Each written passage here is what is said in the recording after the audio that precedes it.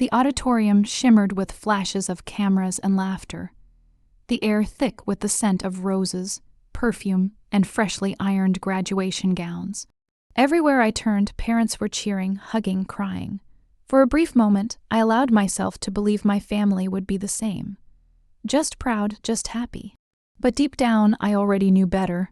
My twin sister, Lila, stood a few feet ahead, surrounded by our parents and her friends, her laughter carrying above the crowd. She always seemed to shine brighter, as if every spotlight naturally belonged to her. The golden twin, people called her. The one who got the awards, the compliments, the affection. Me, I was the quiet one, the reliable one, the good listener. The ceremony ended in a blur of clapping and speeches, and soon we were all outside, gathered near the fountain for pictures. My mother fussed over Lila's cap, smoothing her hair and fixing her stole for the 10th time. "Hold the diploma higher, sweetheart," she said, her voice warm and sweet. "You deserve to show the world what you've achieved." Then she turned to me briefly. "Maya, could you take a few photos of your sister?" I nodded as always. I lifted my phone, snapped a few shots, and smiled while a dull ache spread across my chest. I graduated too, top of my class, but no one seemed to notice. When we finally gathered at the restaurant that evening, there was a small pile of gift bags and envelopes at the center of the table. My mother clapped her hands together, excitement bubbling in her eyes. "Okay," she said. "We have something very special for our girls." Lila squealed and reached for her envelope first. My father chuckled. "Go on, open it." She tore it open, her eyes widening as she pulled out glossy pamphlets and a printed itinerary. "Wait, is this?" Her mother beamed. "A 2-week trip to Europe. Paris, Rome, and Barcelona. All expenses paid." Lila gasped, throwing her arms around them. "Oh my God, are you serious?" Her father laughed. "Of course we are. You've worked so hard, Lila. You deserve to see the world." And then came the line that would replay in my mind for years. Mom hugged her tight and whispered, "You deserve the world." The table erupted in applause and laughter, everyone congratulating her. I clapped too, slowly, quietly feeling invisible under the golden light of their joy. Then my mother turned to me. "And now, Maya," she said with a smile that didn't quite reach her eyes, "we didn't forget about you." She handed me a small envelope, plain, thin, and light. I opened it carefully. Inside was a $10 gift card to a coffee shop. That, and a folded piece of paper with my father's handwriting. My chest tightened as I unfolded it. "Dear Maya, we hope this little token reminds you to appreciate life's simple blessings. You've always been our humble one. Remember, gratitude brings happiness. Love, Mom and Dad." For a moment, the restaurant noise faded. I just stared at the note, my eyes stinging, my throat dry. Lila leaned over, peeking at it. "Awa, that's cute," she said, not even trying to hide her amusement. "Totally suits you." Mom nodded approvingly. "Exactly. You don't need grand things to be happy, sweetheart. You have such a quiet spirit. Be grateful for the little things." I looked up at her, searching her face for any trace of irony. There was none. She meant every word. So I smiled, not because I was okay, but because I refused to let them see me break. "Thank you," I said softly. That was the moment I understood. I could spend the rest of my life trying to earn their love, and it would never be enough. Dinner went on with laughter, wine, and endless photos of Lila posing with her Europe itinerary. I sat in silence, stirring my drink, smiling when people looked, fading when they didn't. When we got home, Lila went straight to her room to pack for her dream trip. My parents retreated to the living room, talking about flights and hotels. And I went to my room, shut the door, and stared at the gift card on my bed. $10. $10 for 18 years of trying. I sat there for a long time, tears burning behind my eyes, but never falling.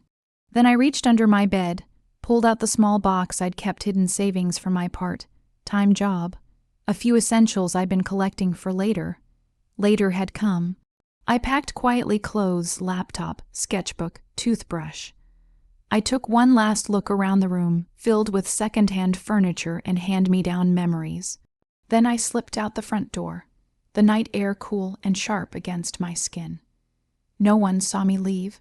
As I reached the end of the street, I turned back once. The house was dark, peaceful, unknowing. Somewhere inside, my mother was probably tucking away the Europe brochures. My father checking the locks, Lila dreaming of Paris. I whispered to the empty road, "Someday, you'll see what you lost."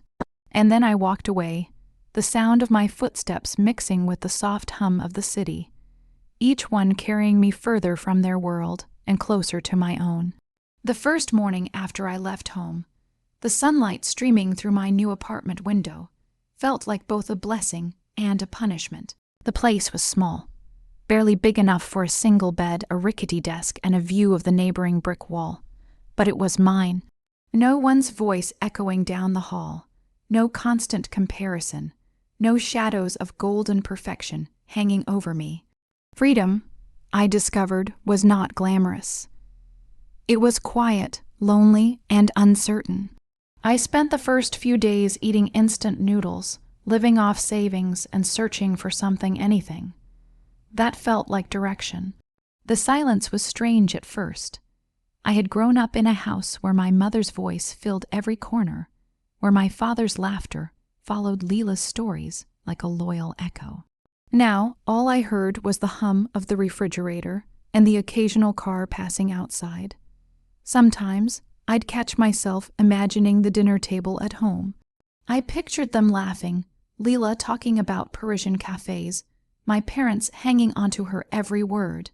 I'd see my empty chair in that vision, quiet, forgotten, unmissed.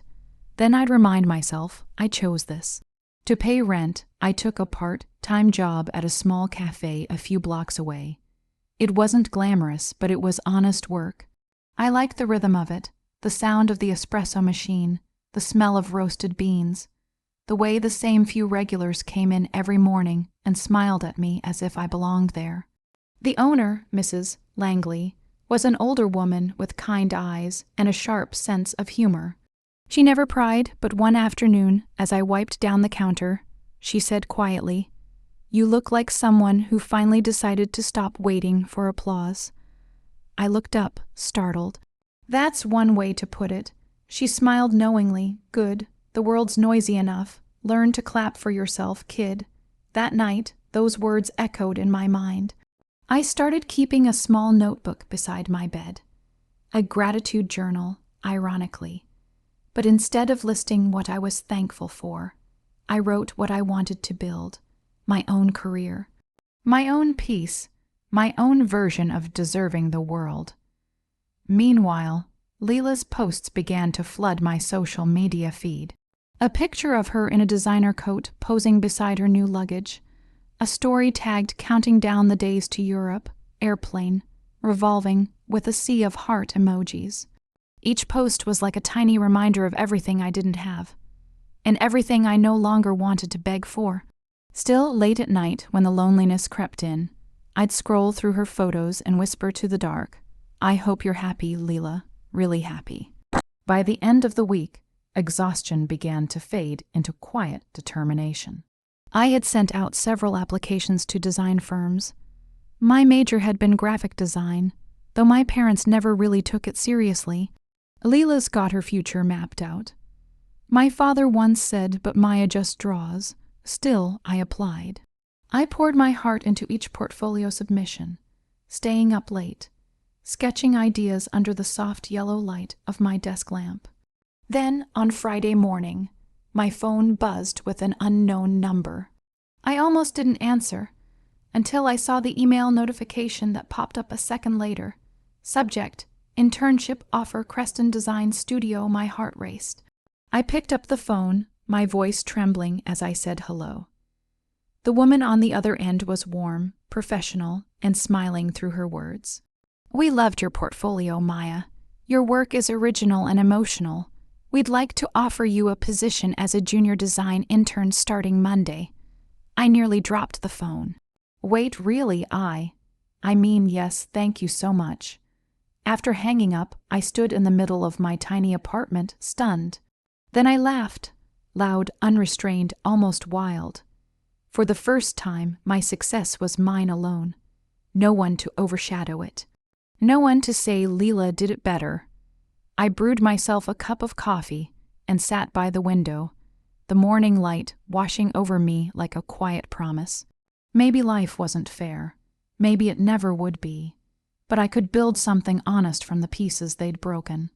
Later that evening, I was wiping down tables at the cafe when my phone began to vibrate.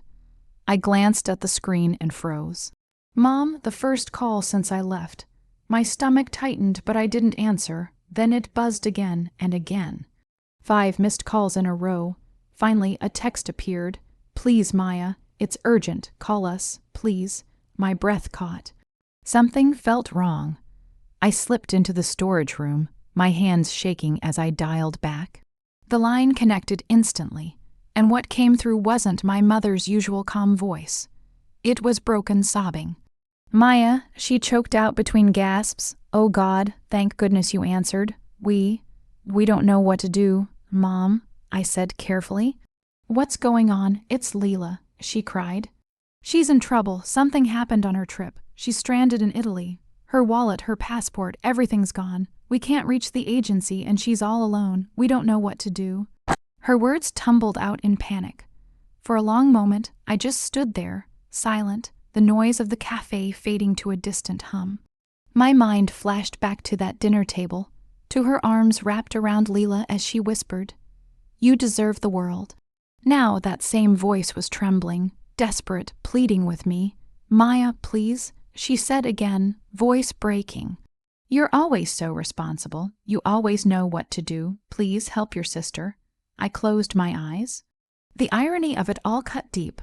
A week ago, I was the invisible one, the unworthy one, the one who needed to learn gratitude. Now they needed me. "I'll see what I can do," I said quietly. And as I hung up, my reflection in the cafe window caught my eye calm, steady, no longer small.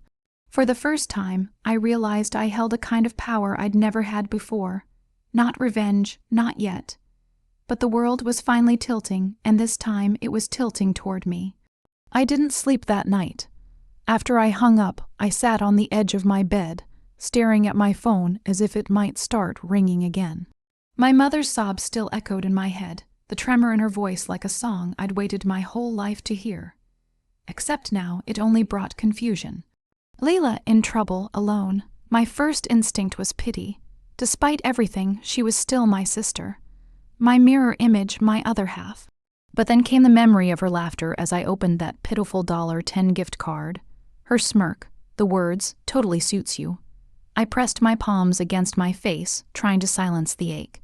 The irony was sharp enough to draw blood. The same people who told me to learn gratitude were now begging for my help. By morning, the rational part of me had taken over. I needed details. I called my mother back. She answered on the first ring. "Maya, oh thank God." Her voice was raw from crying. My father was in the background, talking frantically on another phone. "Tell me everything," I said calmly. She was supposed to go from Rome to Florence. Mom stammered. "She called us last night, hysterical. Someone stole her bag, her passport, credit cards, everything. She's stuck at some hostel crying. The embassy said she has to come in person for an emergency replacement, but she doesn't even have money for a cab. And the travel agency, they're being useless," she cried. "We've been calling for hours. They said their offices are closed until Monday." I glanced at the calendar. Saturday, of course. I could have said, "I told you so." I could have hung up and gone to work. But something deep inside me, the part that still wanted to be good, refused. "Send me her number," I said finally. "I'll handle it." Mom broke down again, murmuring endless thank yous. I ended the call, then stared out the window for a long time, the city glinting below in early sunlight. A week ago, I had left that family behind, determined never to look back. But here I was, being pulled back by the same blood that had burned me. I called Lila.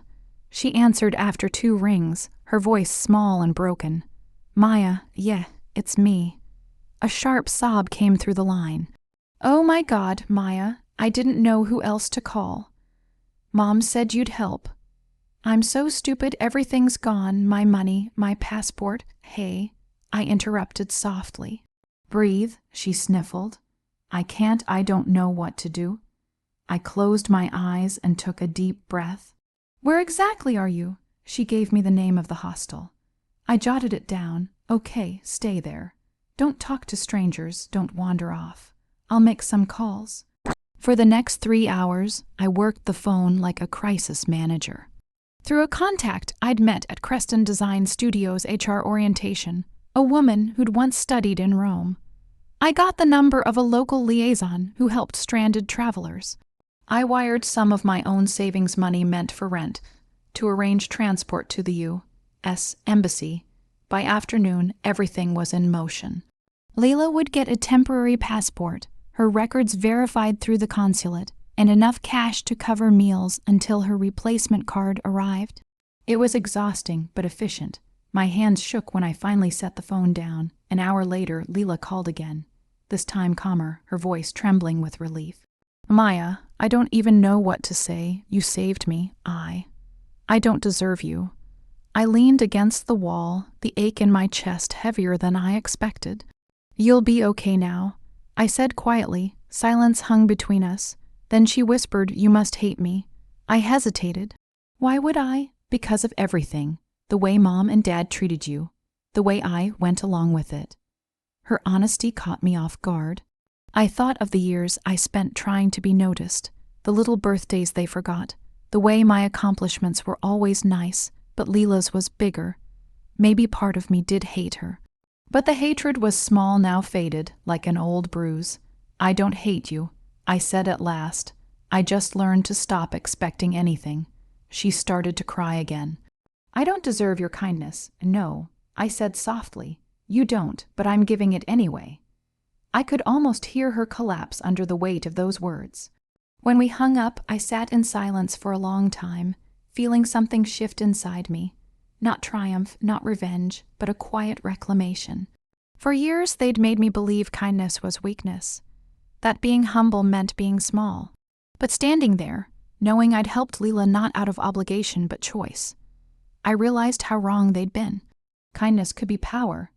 Grace could be armor. Later that night, my mother called again, voice steadier this time. Maya, your father and I, we can't thank you enough. You've always been the responsible one. I don't know what we'd do without you. Her words were soft, but behind them was something new: hesitation, guilt. You're welcome, I said simply. After we hung up, I lay in bed staring at the ceiling, a strange calm washing over me. They were starting to see me, not as a shadow, not as the quiet one, but as the person who kept everything from falling apart.